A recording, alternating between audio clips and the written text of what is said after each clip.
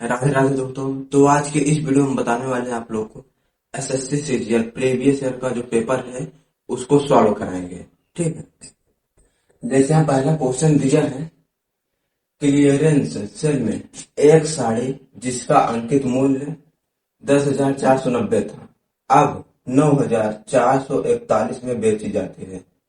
साड़ी पर छूट प्रतिशत क्या है? क्या बताना है आपको? साड़ी पर कितने की छूट मिलेगी? तो यहाँ पर दिया है अंकित मूल्य। ठीक है, अंकित मूल्य आपको दिया है, कितना दिया अंकित मूल्य? 10,490 रुपए। ये क्या है? अंकित मूल्य।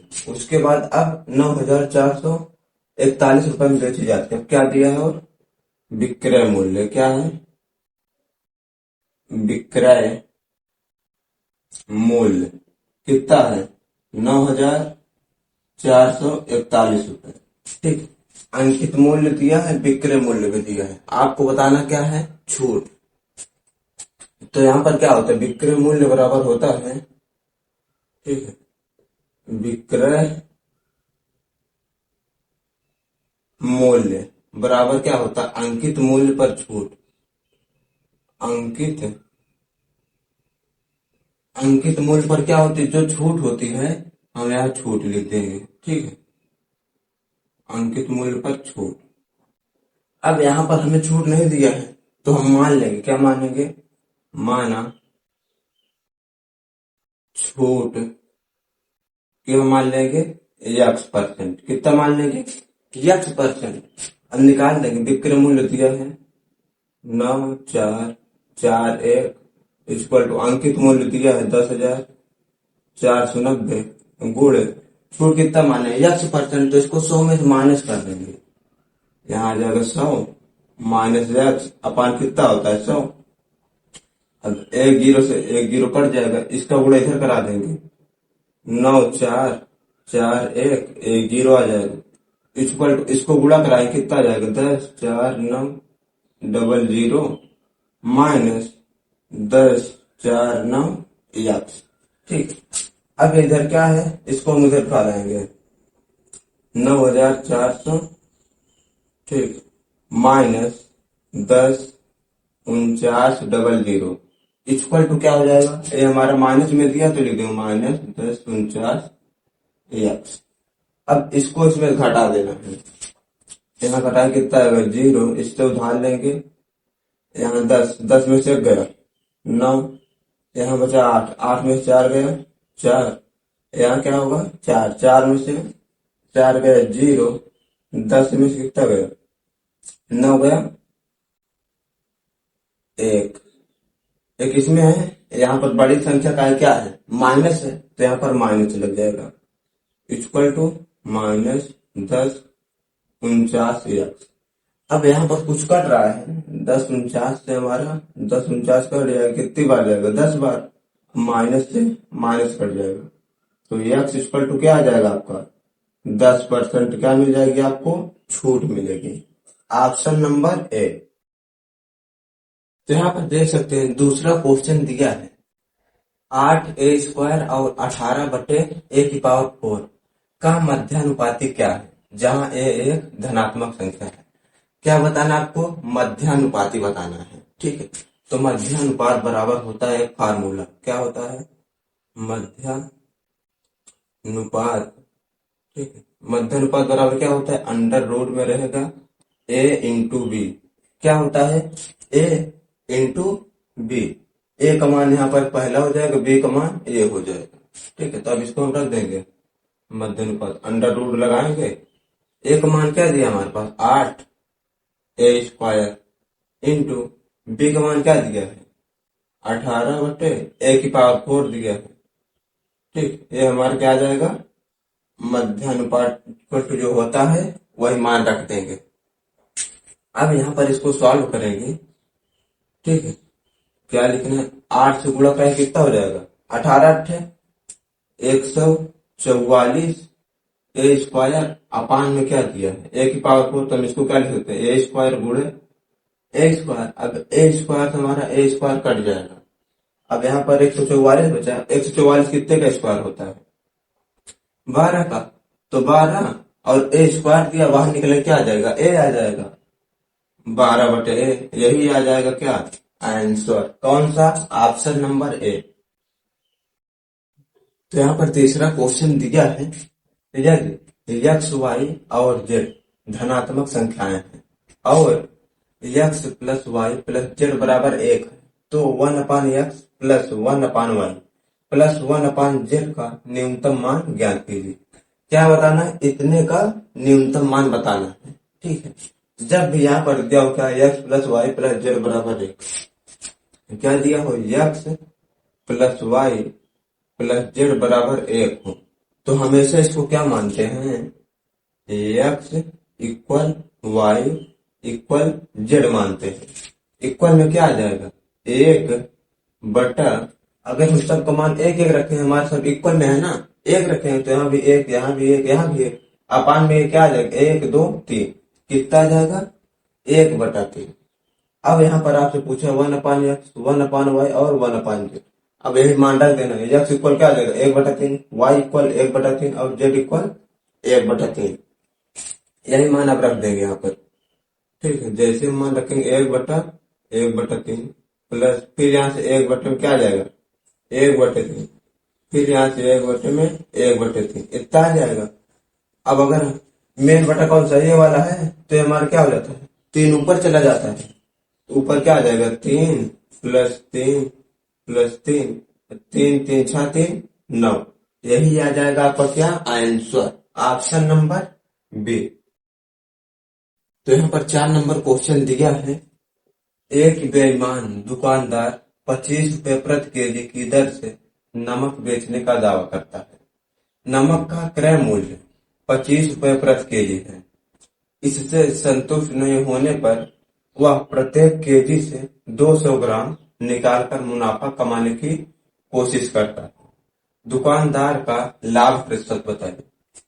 क्या बताना है आपको, दुकानदार का लाभ प्रतिशत। ठीक है, तो यहाँ दिया है कितने, 25 रुपए प्रति केजी की दर से नमक बेचता है।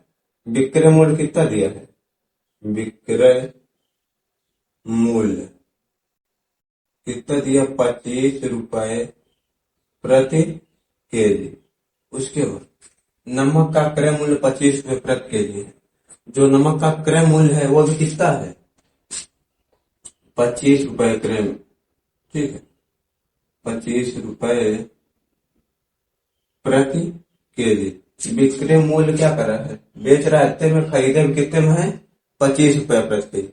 लेकिन वो क्या कर रहा है, इससे संतुष्ट नहीं होने पर वह प्रत्येक केजी से 200 ग्राम निकालकर मुनाफा कमाता है। क्या कर रहा है, जो खरीद रहा है, 1 केजी अगर खरीद रहा है, 1 केजी बराबर कितना होता है, 1 केजी बराबर हमारा होता है 1000 ग्राम। लेकिन वो क्या कर रहा है, 1000 ग्राम में से 200 ग्राम क्या कर रहा है, निकाल ले रहा है। ठीक है, अगर 200 ग्राम इसमें से क्या करेगा, निकाल लेगा, तो बचेगा कितना, 800। क्या बचेगा, यानी कि जो बेच रहा है 1 केजी तो उसने खरीदा है, लेकिन बेच कितना रहा है, 800 ग्राम ही दे रहा है ग्राहक को। कितना दे रहा है, 800 ग्राम। तो वही आपसे पूछा क्या है, लाभ प्रतिशत कितना होगा। ठीक है, तो यहां से यहां तक लाभ कितने का होगा। ठीक है, बेच रहा है 800, खरीदे कितना है 1000, तो कितने का लाभ होगा, यहाँ से 200, क्या होगा 200 ग्राम का लाभ होगा। इसी का प्रतिशत पूछा है, तो प्रतिशत लाभ बराबर क्या होता है, यहाँ पर जो लाभ अपान में क्या आता है, क्रय मूल्य। क्रय मूल्य कितना है, 800 ग्राम। मुनाफा कहां से हो रहा है इसको, 800 से, तो अपान में आ जाएगा 800 गुणे 100। अब जो कटे काट 2 जीरो 2 जीरो कट जाएगा, 2 1 कम 2, 2 चौका 4 से इसको काटेंगे, 4 दूनी 8, 4 पंजा 20, कितना आ गया, 25% का क्या होगा, उसको लाभ होगा। Option number C. तो यहाँ पर देख सकते हैं 5वां क्वेश्चन दिया है, एक संख्या में पहले 12% की वृद्धि की जाती है और फिर 23% की वृद्धि की जाती है। इस प्रकार प्राप्त संख्या में अब 34% की कमी की जाती है। मूल संख्या में कुल वृद्धि या कमी प्रतिशत निकटतम पूर्णांक में ज्ञात कीजिए। क्या बताना है, कुल वृद्धि हुई कि कुल कमी हुई। वही आपको ज्ञात करना है। तो इसमें दिया है क्या, मूल संख्या, तो हम मान लेंगे क्या, मूल संख्या, माना मूल संख्या, मूल संख्या क्या मान लेंगे, 100 है हमारी। अब उसके बाद जब वृद्धि या कमी कर रहा है, वृद्धि और कमी करने पर जो 100 है, इसमें क्या कर रहा है, पहले वृद्धि कर रहा है कितने की, 12%, तो 112/100। फिर क्या कर रहा है, और 23% की वृद्धि कर रहा है, तो 123/100। और क्या कर रहा है उसके बाद, फिर इस प्रकार प्राप्त संख्या 34% की क्या कर रहा है, कमी कर रहा है। जो इसमें कमी कर दे कितना आ जाएगा, 34, तो 66/100 आ जाएगा। अब इसी को सॉल्व कर देना, ये 2 जीरो यहाँ कर जाएगा, तो बचा क्या, 112, 123 और 66, अपान में कितना आ जाएगा, 10,000, 1 2 0। अब इन सब का गुणा करा देना है, ठीक है। गुणा कराने में टाइम लगेगा, जल्दी से आपने कर लेना, जैसे हम कर देते हैं। क्या दिया है, 112 गुणे 123 गुणे 66, कितना आ जाएगा आपका, 909216। अपान में क्या दिया है, 10,000, ठीक है।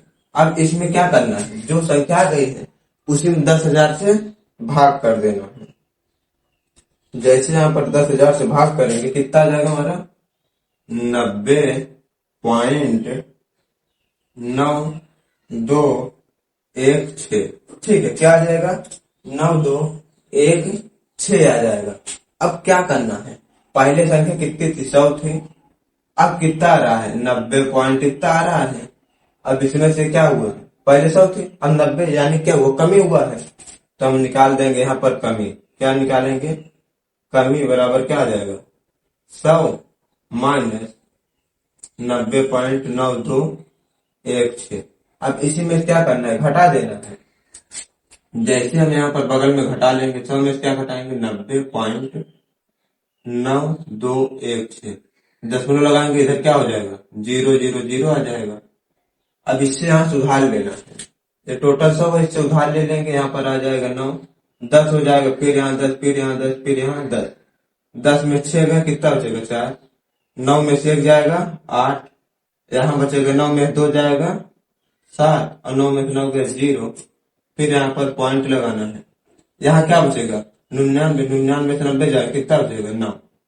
तो क्या आ जाएगा, 9.0784। तो निकटतम मान इसके क्या है, 9 ही है, 9.0784 का जो निकटतम मान ही है। अगर यहाँ क्या होता है, कितना दिया है ऑप्शन में, पूछा क्या, निकटतम पूर्णांक में ज्ञात के, इसके निकटतम क्या है, 9 ही है। तो ऑप्शन नंबर कौन सा होगा, ए, 9% क्या आ जाएगी, कमी आ जाएगी।